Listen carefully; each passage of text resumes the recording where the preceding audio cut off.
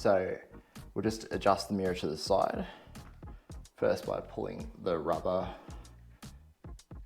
up so you can access the bolt. Then get a 14mm spanner and then just loosen it off.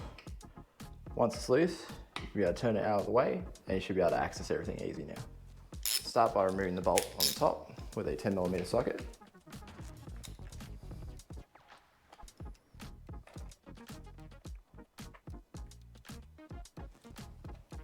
Then we'll remove the nut on the bottom also with a 10mm socket.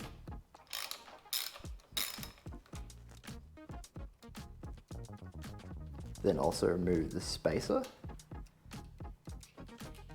You need a 12mm socket to release the bolt on the top, at the same time as putting a 10mm spanner into the bottom just to hold that nut in place.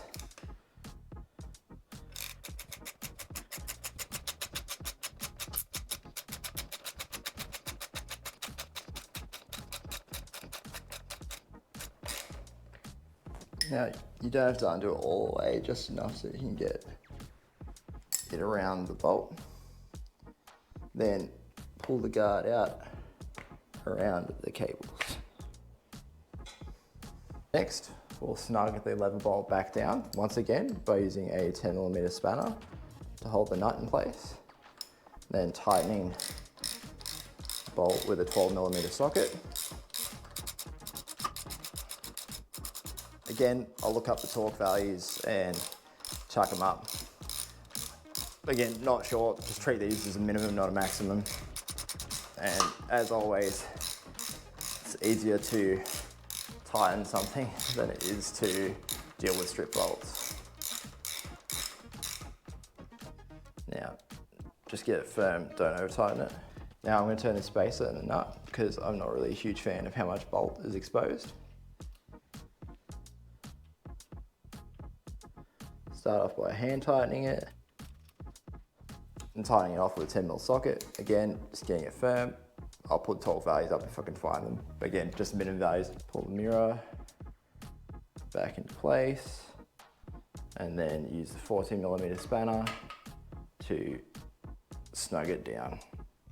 Again, I'll put a torque value up, but just nice and firm and don't over tighten. Now we repeat the process on the other side of the bike. In this case, the top bolt isn't in the way of the mirror at all, so you can go straight to undoing it with a 10mm socket.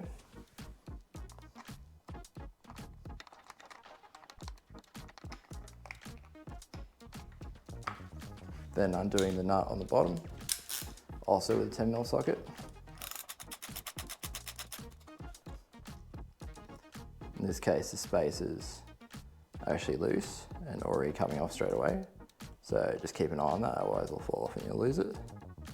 Use a 10mm spanner to restrain the nut at the bottom, and then a 12mm socket to loosen the bolt on top.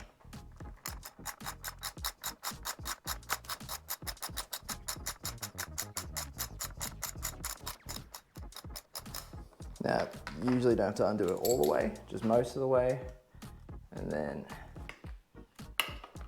slide the handguard off.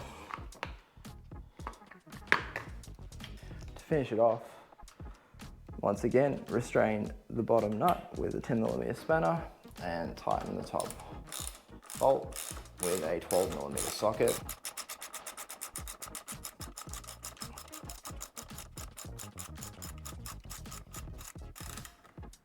Get it nice and firm. Once again, I'll put the torque values up on the screen if I can find them. Probably just get an average minimum one. Sliding the spacer on first, followed by the nut. Hand tightening first. The other advantage of putting these nut and spacer back on, it gives you a little bit of insurance for the bolt backing out. Tightening it off with a 10mm socket. Make sure not to over tighten. Again, I'll chuck some min torque values up. Thanks for watching. I hope you learned something. If you like the video, give it a like. If you dislike the video, give it a dislike. You have any comments, please leave them. I can't learn without feedback. I'm probably gonna be making a bunch more videos on the KLX as I keep doing work on it. So if you're interested in that, feel free to subscribe. Anyways, thanks again and see you on the next one.